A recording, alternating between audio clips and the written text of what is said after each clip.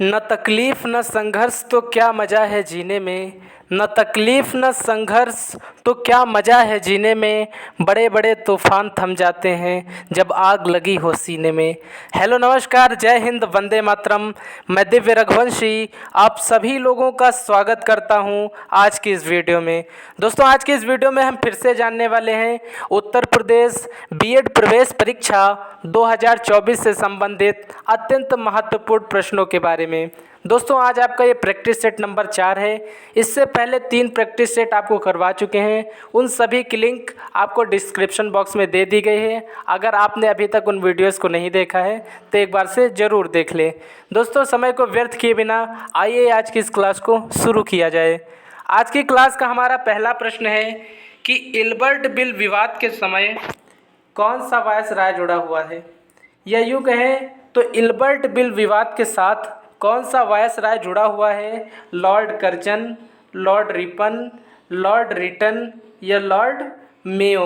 तो Ilbert bill विवाद की बात करें साथियों, तो इल्बर्ट बिल विवाद के साथ जिस वायसराय का नाम जुड़ता है वो रिपन है। रिपन का नाम इल्बर्ट बिल विवाद के साथ जुड़ता है। इसका सही उत्तर हो जाएगा साथियों option number B, Lord Ripon. अगला और दूसरा नंबर प्रश्न है साथियों कि किस स्मारक से गौतम बुद्ध ने दुनिया के लिए बौद्ध धर्म के अपने दिव्य ज्ञान का प्रचार किया था। किस स्मारक से गौतम बुद्ध ने दुनिया के लिए बौद्ध धर्म के अपने दिव्य ज्ञान का प्रचार किया था। हुमायूं के मकबरे से, महाबोधि मंदिर समूह से, कुतुब मीनार से या लाल किला परिसर से। साथियों, इसका सही उत्तर हो जाएगा ऑप्शन नंबर बी, महाबोधि मंदिर। महाबोधि मंदिर स्मारक से गौतम बुद्ध ने दुनिया के लिए बौद्ध धर्म के अपने दिव्य ज्ञान का प्रचार प्रसार किया था। अगला और तीसरा नंबर प्रश्न है साथियों। प्रश्न पूछ रहा है कि तैमूर ने भारत पर किस वर्ष आक्रमण किया। तैमूर की बात करें तो तैमूर लंग ने भारत पर किस वर्ष आक्रमण किया। 1294 में, 1417 में, 1213 में या 1398 ईस्वी में। तो भारत पर तैमूर ने किस वर्ष आक्रमण किया था, तो इसका सही उत्तर हो जाएगा साथियों ऑप्शन नंबर डी, 1398 ईस्वी में। तैमूर लंग ने भारत पर 1398 ईस्वी में आक्रमण किया था। ऑप्शन नंबर डी इसका सही उत्तर हो जाएगा साथियों। अगला और चौथा नंबर प्रश्न है आज की क्लास का। प्रश्न पूछा गया है कि Maharana Pratap dot dot dot के ऐतिहासिक युद्ध में मुगलों के खिलाफ लड़े थे। या यूँ कहें तो प्रश्न पूछा है कि महाराणा प्रताप किस ऐतिहासिक युद्ध में मुगलों के खिलाफ लड़े थे। महाराणा कहे जाने वाले प्रताप किस ऐतिहासिक युद्ध में मुगलों के खिलाफ लड़े थे। चित्तौड़गढ़ के, हल्दी घाटी के, मेवाड़ के या लाहौर के युद्ध में। तो महाराणा प्रताप ने हल्दी घाटी के युद्ध में मुगलों के विरुद्ध एक ऐतिहासिक लड़ाई लड़ी थी। इसी कारण इन्हें महाराणा भी कहा गया। दोस्तों, ऑप्शन नंबर बी इसका सही उत्तर हो जाएगा। महाराणा प्रताप ने हल्दी घाटी के ऐतिहासिक युद्ध में मुगलों के साथ युद्ध किया था। ऑप्शन नंबर बी इसका सही उत्तर है। अगले प्रश्न की बात करें साथियों, तो अगला प्रश्न है कि वेनसांग एक डॉट डॉट यात्री था। वेनसांग कहाँ का यात्री था। अंग्रेजी यात्री था, चीनी यात्री था, रोमन यात्री था या पुर्तगाली यात्री था।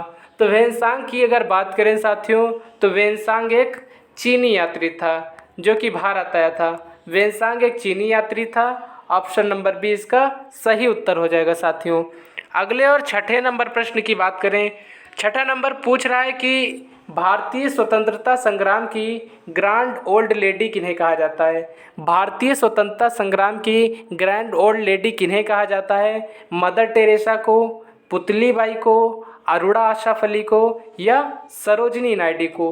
तो भारतीय स्वतंत्रता संग्राम की अगर ग्रैंड ओल्ड लेडी की बात करें तो इन्हें अरुणा आशा फली को ग्रैंड ओल्ड लेडी कहा जाता है भारतीय स्वतंत्रता संग्राम की। ऑप्शन नंबर सी इसका सही उत्तर हो जाएगा। भारतीय स्वतंत्रता संग्राम की ग्रैंड ओल्ड लेडी अरुणा आशा फली को कहा जाता है। ऑप्शन नंबर सी इसका सही उत्तर हो जाएगा। अगले और सातवें नंबर प्रश्न की बात करें साथियों, सातवां नंबर प्रश्न पूछ रहा है कि चर्बी लगे कारतूस के प्रयोग को मना करने वाला पहला भारतीय सैनिक कौन था? देखिए 1857 की क्रांति का आधार ही यही है। चर्बी लगे कारतूस के प्रयोग को मना करने वाला पहला भारतीय सैनिक कौन था? नाना साहब, बहादुर शाह, मंगल पांडे या तात्या टोपे? तो इसका सही उत्तर हो जाएगा साथियों option number C, Mangal Pandey. Mangal Pandey जो थे इन्होंने पहली बार चर्बी लगे कारतूस का प्रयोग करने से मना कर दिया था, जिसके बाद 1857 की क्रांति प्रारंभ हो गई थी। ऑप्शन नंबर सी इसका सही उत्तर हो जाएगा।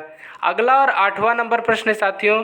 प्रश्न पूछ रहा है कि निम्नलिखित में से किस स्थान पर ब्रिटिश नमक कानून तोड़ने के लिए गांधी जी ने समुद्री पानी से नमक बनाया? निम्नलिखित में से किस स्थान पर ब्रिटिश नमक कानून तोड़ने के लिए गांधी जी ने समुद्री पानी से नमक बनाया था? साबरमती पे, खेड़ा में, दांडी में या कच्छ में? तो इसके सही उत्तर की अगर बात करें साथियों तो इसका सही उत्तर हो जाएगा दांडी। दांडी मार्च इन्होंने इसके लिए चलाया था। दांडी मार्च के बाद इन्होंने दांडी पहुंचकर समुद्र के पानी से नमक बनाया और ब्रिटिशों द्वारा लगाया गया नमक कानून तोड़ दिया था। ऑप्शन नंबर सी इसका सही उत्तर हो जाएगा दांडी। अगला और 9वां नंबर प्रश्न है साथियों। प्रश्न पूछा है कि भारत में समुद्री तट सबसे लंबा समुद्री तट है। भारत में कौन सा समुद्री तट सबसे लंबा समुद्री तट है? आपके ऑप्शन है जुहू, कोवलम, मरीना या उपरोक्त में से कोई नहीं।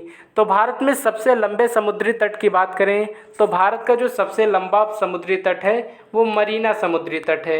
मरीना समुद्री तट भारत का सबसे लंबा समुद्री तट माना जाता है। ऑप्शन नंबर सी साथियों इसका सही उत्तर हो जाएगा। अगले और 10वें नंबर प्रश्न की बात करें। 10वां नंबर प्रश्न है कि मानसरोवर झील से किस नदी का उद्गम होता है? देखिए नदियों के ऊपर मैंने एक सेपरेट वीडियो बनाई है, अगर आपने अभी तक नहीं देखा है तो चैनल पर पड़ी हुई है, एक बार से अवश्य देख लें। किसी भी प्रतियोगी परीक्षा के लिए महत्वपूर्ण हो सकती है।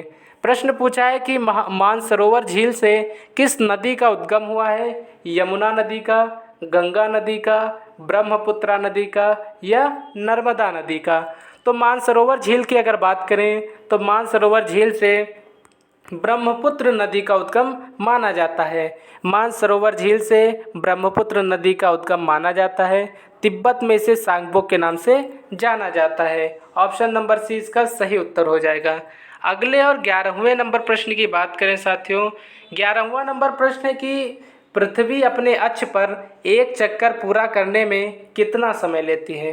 प्रश्न साथियों महत्वपूर्ण है। पूछा गया कि पृथ्वी अपने अक्ष पर एक चक्कर पूरा करने में कुल कितना समय लेती है?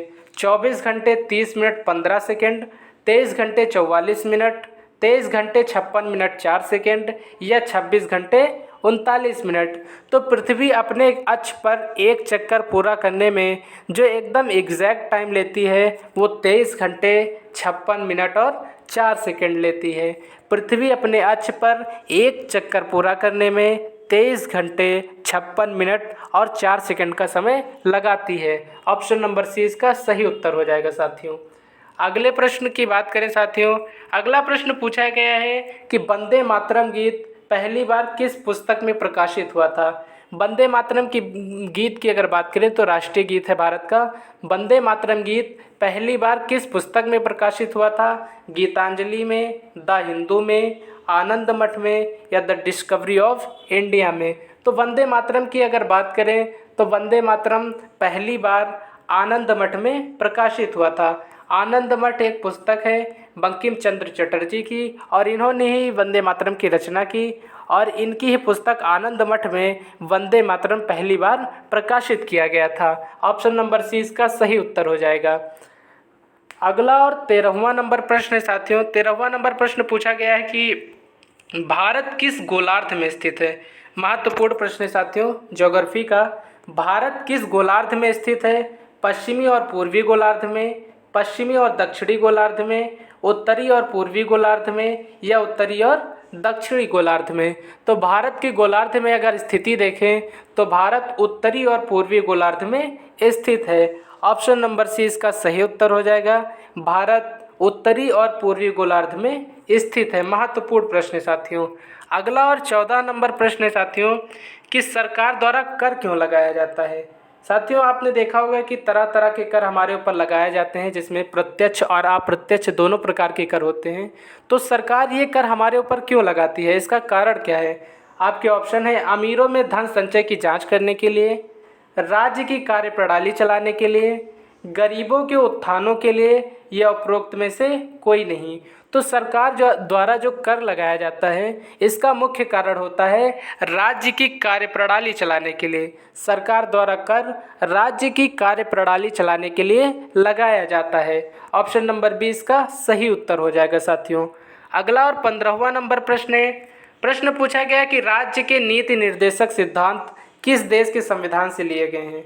अत्यंत महत्वपूर्ण प्रश्न है साथियों। प्रश्न पूछा गया है कि राज्य के नीति निर्देशक सिद्धांत किस देश के संविधान से लिए गए हैं।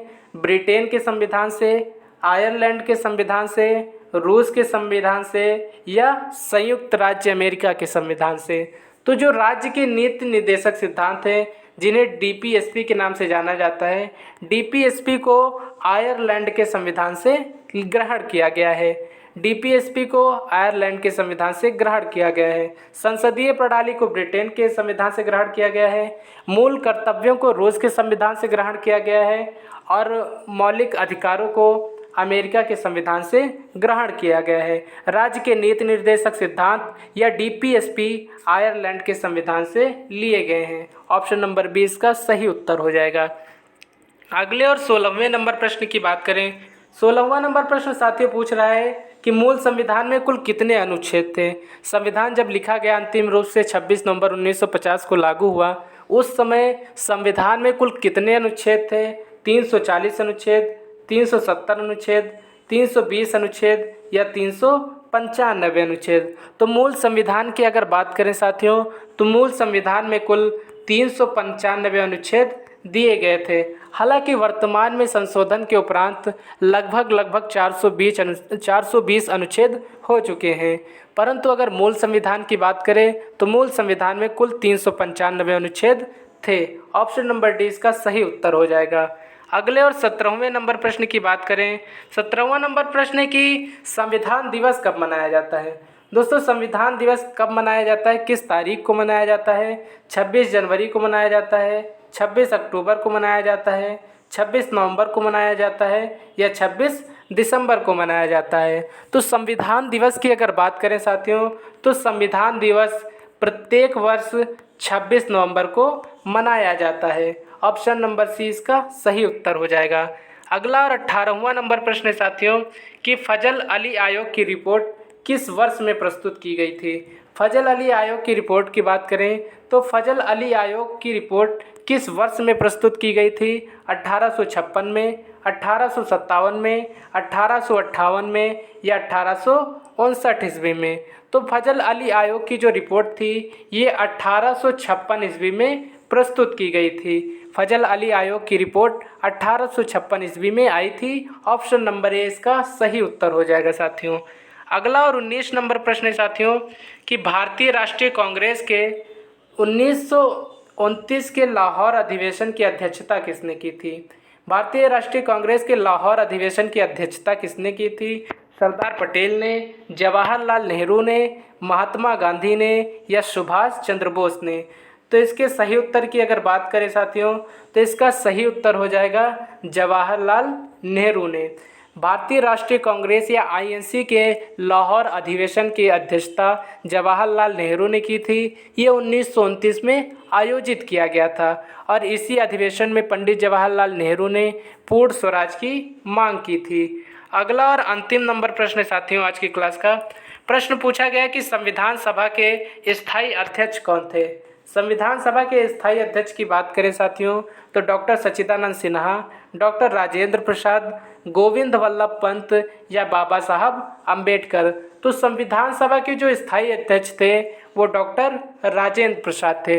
हालांकि जब संविधान सभा की पहली बैठक 9 दिसंबर 1946 को हुई तो डॉक्टर सच्चिदानंद सिन्हा को अस्थायी रूप से एक दिन का अध्यक्ष बनाया गया था, लेकिन दूसरी बैठक जब 11 दिसंबर 1946 को हुई उसमें डॉक्टर राजेंद्र प्रसाद को स्थायी अध्यक्ष के रूप में नियुक्त कर दिया गया था। बाबा साहब अम्बेडकर प्रारूप समिति के अध्यक्ष थे। आज की इस वीडियो में फ़िलहाल दोस्तों इतना ही। कल फिर से मिलेंगे एक नई वीडियो के साथ। तब तक के लिए जय हिंद, जय भारत।